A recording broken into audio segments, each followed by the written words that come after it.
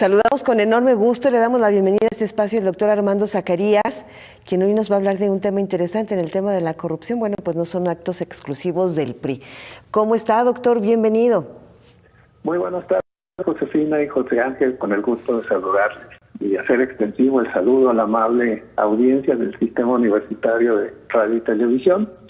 Me gustaría comentar o comenzar con el hecho de que el 14 de diciembre del año pasado dio inicio el proceso de precampañas electorales y a partir de ese momento hemos estado en contacto con todo el esquema de propaganda política que conocemos a través de diversos y variados canales de transmisión, principalmente electrónicos, que de acuerdo con los tiempos y con las nuevas condiciones de acercamiento a través de las nuevas tecnologías de la información, quizá podamos sentir que se trate de un esquema de espejos en que las imágenes se reflejan hasta el infinito. La instantaneidad del proceso ejerce una especie de sensación de neblina respecto de la historia de los equipos en contienda y la imagen de un candidato se considera como el único elemento que tiene participación en el proceso electoral. De esta forma, la instantaneidad amplifica la imagen personal del candidato y se difumina la plataforma en la que viene sustentada precisamente su candidatura.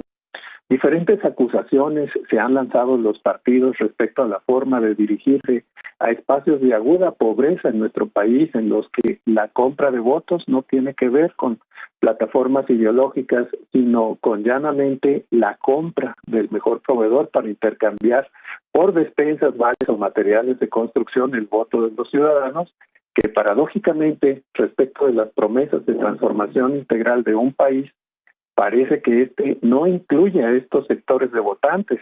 El proceso se convierte así en una especie de tianguis del voto ante esos segmentos de ciudadanos en la que el que mejor ofrece más posibilidades tiene de adquirir el voto de esos ciudadanos.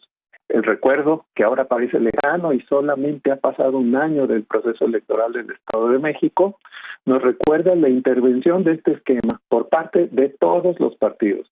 Parece haber quedado ya en el olvido electoral y que la instantaneidad nos remite a la imagen única de los candidatos.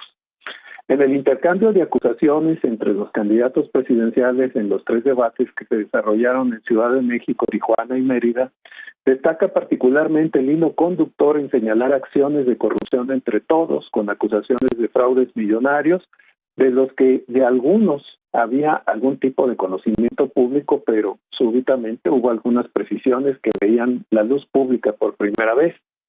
Un aspecto interesante que podemos destacar junto con la audiencia y que es el hecho de que la corrupción no es una marca registrada del Partido Revolucionario Institucional, sino que constituye un elemento que permea a todas las plataformas políticas en las que independientemente de una persona, es decir, algún candidato, dé muestras sólidas de su probidad moral, no necesariamente se extiende esa dimensión a la estructura política de donde surge su candidatura.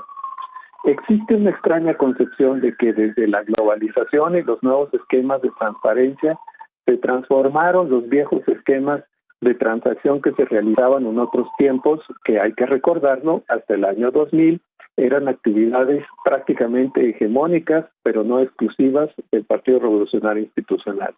La alternancia ofrecía precisamente la posibilidad de un cambio radical de esquema. Coincidían para ese año 2000 el ingreso de México en el flujo de mercado de economía abierta, como lo fue el Tratado de Libre Comercio de América del Norte, la presencia del Instituto Federal Electoral, que tenía una prueba de fuego en las elecciones de ese año y que, dada la juventud del organismo, se estrenaba como un órgano electoral ciudadano.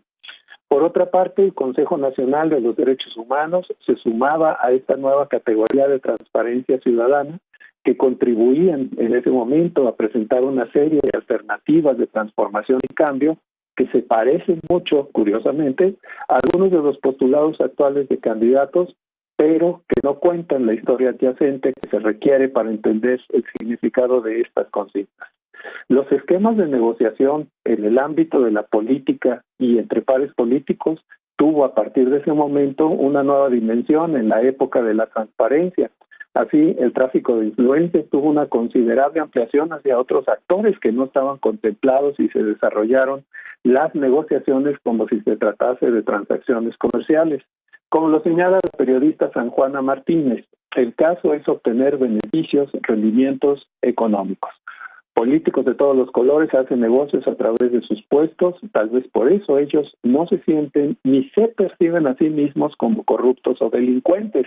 Obtener contratos, recibir moches, quedarse con las partidas destinadas a cuestiones sociales, embolsarse los presupuestos a la atención de sus oficinas o asesores es solamente algo normal. Finalmente todos lo hacen, porque ellos no. Termino la cita. El acercamiento del Partido Acción Nacional en espacios de poder lo comenzaron a ejercer a partir de gubernaturas en los estados en los que el crecimiento e influencia política del partido constituyó un ejemplo claro de expansión y de incremento de influencia.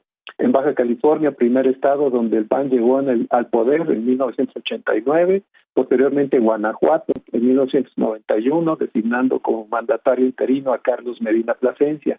En Chihuahua llegó Francisco Barrio Terrazas en 1992. En nuestro caso en Jalisco, donde el PAN llegó al gobierno en 1995, además de que el blanquiazul gobernaba alcaldías como Mérida, Monterrey y Aguascalientes, hasta llegar al año 2000 con Vicente Fox en la presidencia de la República.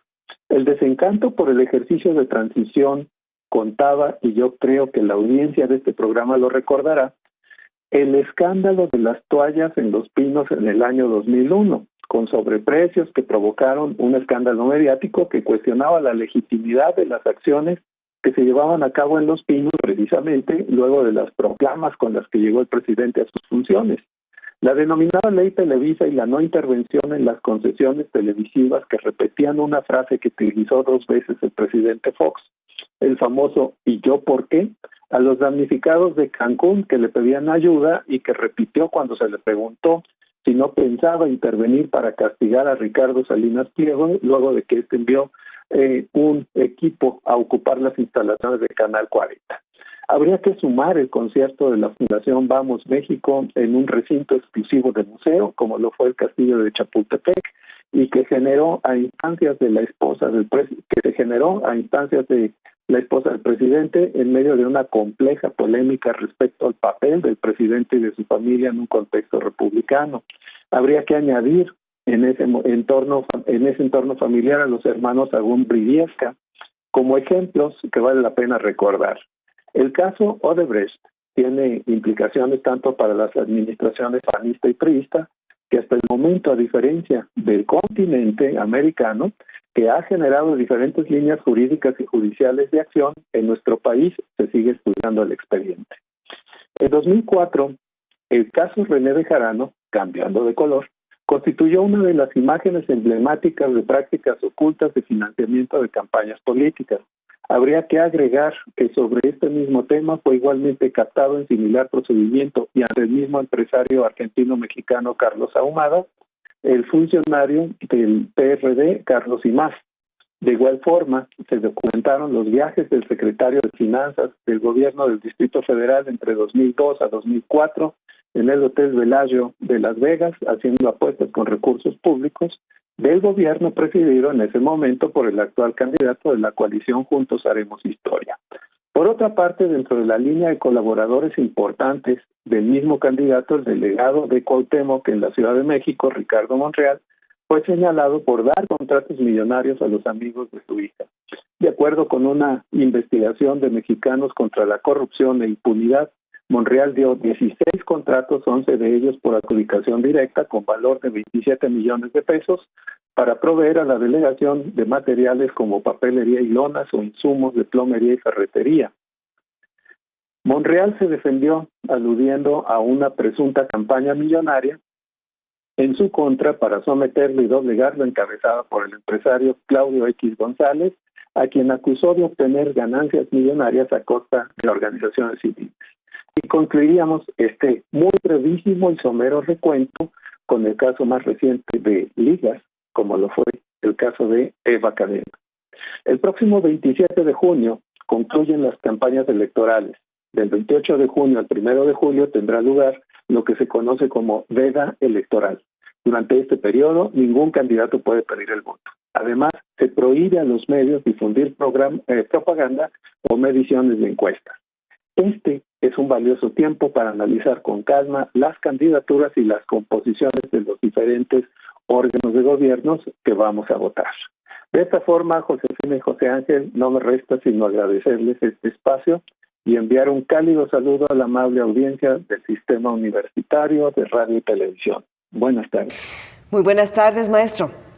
Muchas gracias. Gracias al doctor Armando Zacarías. Por cierto, para la pausa, no se pierda la columna de Felipe Cobian en Partidero, que va en relación a lo que menciona el maestro Armando Zacarías. Ningún candidato se salva directa o indirectamente de escándalos.